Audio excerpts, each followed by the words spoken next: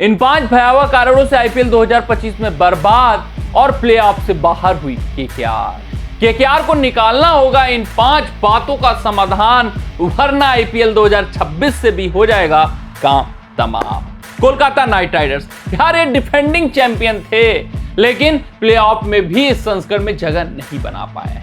उसके 5 भयावह कारण सामने आए हैं। कोलकाता नाइट राइडर्स ने भाई ऑक्शन टेबल से लेकर अभी तक सिर्फ और सिर्फ कई फैसलों से अपने पैरों पर कुल्हाड़ी मारी है, और उन फैसलों का ये नतीजा रहा है कि केकेआर जो चैंपियन टीम पिछले संस्करण की थी वो प्लेऑफ तक भी नहीं पहुंच पाई है।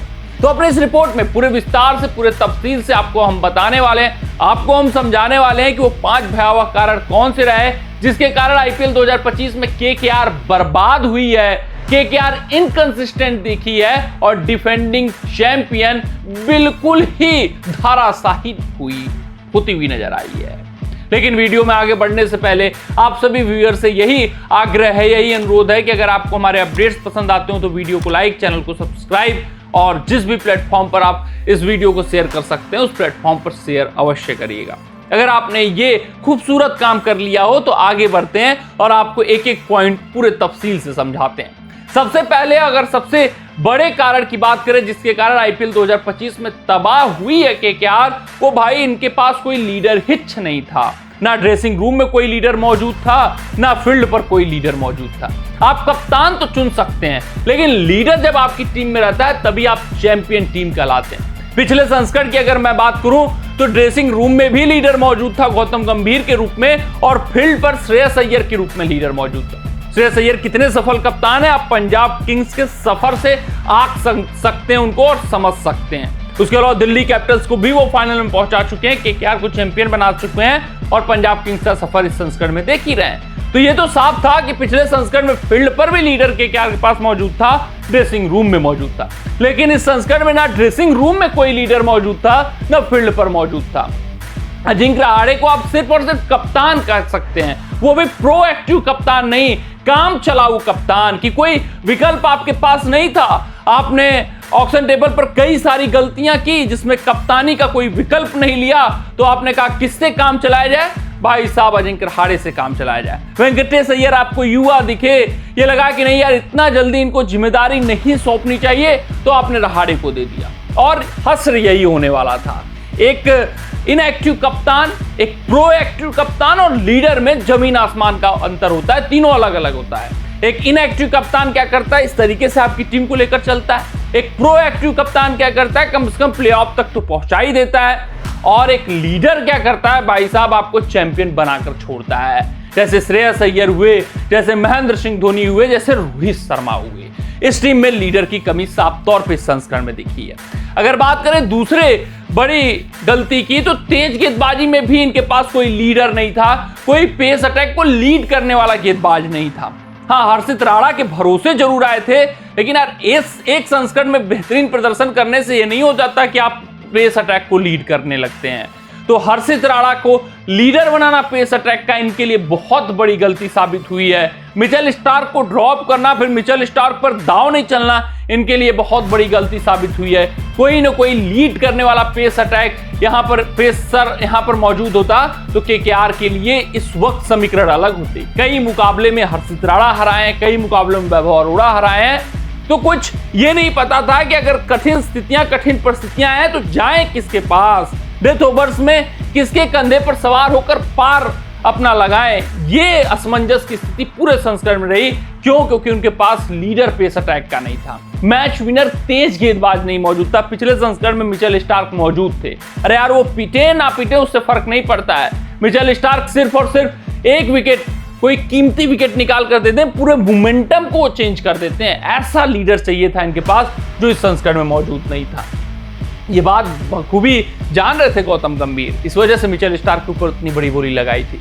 अगर मैं बात करूं तीसरी बड़ी बात की, तो वेंकटेश अय्यर के ऊपर जरूरत से ज्यादा पैसे लुटाए गए। एक क्या हुआ इसका खामियाजा समझिए भाई। एक तो वेंकटेश अय्यर के ऊपर पूरा दबाव आ गया पैसे वाला, यार बहुत ज्यादा प्राइस टैग मैं लेकर आया हूं तो परफॉर्मेंस करना ही करना है। फिर वेंकटेश अय्यर को इन्होंने उपकप्तान भी बना दिया, तो वो भी एक प्रेशर आया। और वेंकटेश अय्यर के कारण क्या हुआ कि अन्य खिलाड़ियों पर ये दांव नहीं चल पाए। जैसे कोई लीडर नहीं चुन पाए, केएल राहुल को ये अपनी टीम में ला सकते थे बतौर विकेटकीपर बल्लेबाज। उसके अलावा अगर मैं बात करूं तो तेज गेंदबाजी में कोई विदेशी बड़ा नाम ला सकते थे। एनरिक नॉर्किया को लाया, एक मुकाबला सिर्फ खिलाया। नॉर्किया मिचेल स्टार्क में जमीन आसमान का अंतर है भाई साहब। तो ये जो कामयाजा हुआ वेंकटेश अय्यर के ऊपर अत्यधिक बोली लगाने के कारण, वेंकटेश अय्यर के ऊपर ओवर कॉन्फिडेंस दिखाने के। अगर वेंकटेश अय्यर एक्सपेंसिव साबित हो रहे थे तो आप उनको छोड़कर अन्य बल्लेबाज के ऊपर दांव चल सकते थे। उसके अलावा आप कोई विकेटकीपर बल्लेबाज जो लीडर हो, और अगर आप चाहते तो कोई पेस अटैक में गेंदबाज ला सकते थे।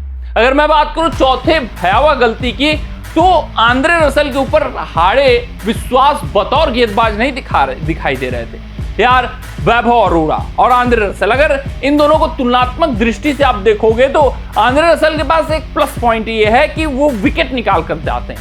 आप कहोगे यार एक्सपेंसिव होते हैं, लेकिन वो विकेट की कीमत बहुत होती है। चलिए 14 रन खर्च करके एक विकेट, ये इस वक्त T20 क्रिकेट में हर एक कप्तान चाहेगा कि आप 14-16 रन दे दीजिए, लेकिन वो खिलाड़ी जो ताबड़तोड़ अंदाज में बल्लेबाजी कर रहा है, वो खिलाड़ी जो पूरे मैच मोमेंटम को अपनी टीम की तरफ लेकर जा रहा है, उसका विकेट लाकर दे दो, फिर कप्तान खुश हो जाएगा। तो आंद्रे रसेल ऐसे गेंदबाज हैं जो विकेट निकाल कर देते हैं। लेकिन यहां पर केकेआर टीम के कप्तान रहाड़े इस संस्करण में बहुत कम भरोसा जताते हुए दिखे। जब एकदम विवश हो जाते थे, जब मजबूरी होती थी कि यार कोई ऑप्शन ही नहीं बचा है, तभी वो रसेल के पास जाते थे मजबूरी बस। इस कारण से कई मुकाबले हारे हैं। आपको पिछला मुकाबला मैं बताऊं चेन्नई सुपर किंग्स के खिलाफ, ये इसी कारण से हारे थे। वैभव अरोड़ा को दिया, रसेल को नहीं दिया, और जबकि रसेल को वहां देना चाहिए था। अगर वहां पर विकेट ब्रेविस का आ जाता या शिवम दुबे का आ जाता तो फिर केकेआर बहुत आगे निकल जाती मुकाबले में। तो आंद्रे रसेल के ऊपर कम भरोसा जताना भी इनके लिए बहुत ज्यादा घाटे का सौदा साबित हुआ है। अगर मैं बात करूं पांचवें बड़ी बात की, पांचवें भयावह फैसले की, तो भाई बल्लेबाजों के पास रोल क्लैरिटी नहीं थी। ना रसेल को पता था कि उनकी कब बल्लेबाजी आएगी, ना रिंकू को पता था कि वो कब बल्लेबाजी करने जाएंगे, रसेल के ऊपर जाएंगे, नीचे जाएंगे, 2 ओवर मिलेगा, 3 ओवर मिलेगा या 10 ओवर मिलेगा। ना रमनदीप को पता था कि वो नंबर 4 पर कभी खेल जाएंगे, कभी 8 पर खेल जाएंगे। और हद तो तब पार हुई जब अंकुरिश रघुवंशी तक को नहीं पता था कि वो कब बल्लेबाजी करेंगे, वो बतौर फिनिशर खेलेंगे या बतौर नंबर 4 बल्लेबाज खेलेंगे। ऐसे कई मुकाबले केकेआर इस संस्करण में हारी है। यहीं पर चूक हुई है कि इनके पास इतने फिनिशरों की भरमार थी। जब वेंकटेश अय्यर से पूछा गया है कि यार अब तो रोल क्लैरिटी दे ही नहीं रहे हो, तो उन्होंने कहा कि हमारे पास इतने फिनिशर हैं तो सबको ट्राई करना होगा। यहां पर आकर आप आईपीएल के मंच पर ट्राई करने नहीं आते हो कि रसेल को भी देख लिया एक मुकाबले में रिंकू को भी देख लिया, एक मुकाबले में रमनदीप को भी देख लिया। नहीं यार, आप रोल क्लैरिटी देते हो कि रसेल भाई 3 ओवर आपको मैंने दिया, रिंकू तुमको 5 ओवर, रमनदीप आपको 8 गेंदे। ये पिछले संस्करण में क्लियर था रोल। रमनदीप को 8 गेंदें मिलती थी, 6 गेंदें मिलती थी, वहां पर वो श्योर थे मुझे 6 ही गेंद खेलनी है, उसी के लिए तैयारी करते थे।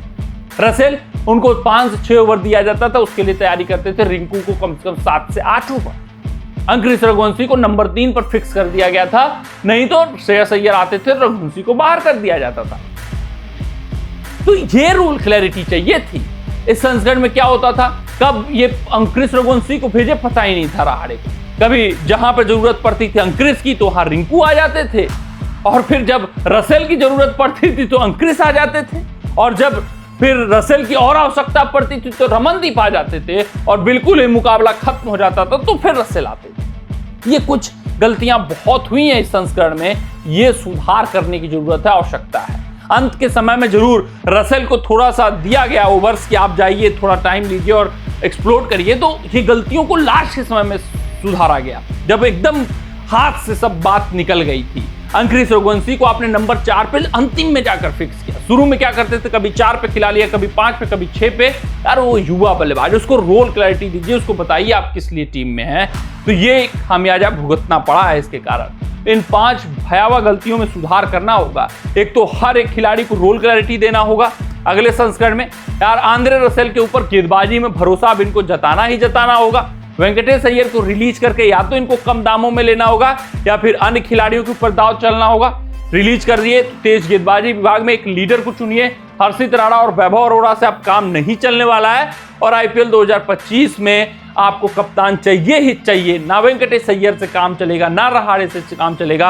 आप ऑक्शन टेबल पर देखिए, जाइए, समझिए कि कौन सा कप्तान ज्यादा बेहतर साबित हो सकता है। भाई या तो फिर आप रहाड़े के साथ ही काम चलाइए क्योंकि मिनी ऑक्शन होगा, या अगर उपलब्ध होता है कोई कप्तानी का विकल्प उसको लाइए। वेंकटेश अय्यर से अब बात नहीं बनने वाली है। कमेंट सेक्शन में कमेंट करके अपना राय जरूर साझा करिएगा कि आपके हिसाब से केकेआर से कहां चूक हुई है। मैंने जो पूरी समीक्षा की है केकेआर टीम की, यही 5 भयावह चूक सामने आई। कमेंट सेक्शन में कमेंट आपका बनता है, आपके हर एक कमेंट का मैं स्वागत करूंगा और उसको पढ़ने का प्रयास करूंगा। तब तक आप अपना ध्यान दें, सुरक्षित रहें, स्वस्थ रहें, मस्त रहें। जय हिंद, जय भारत।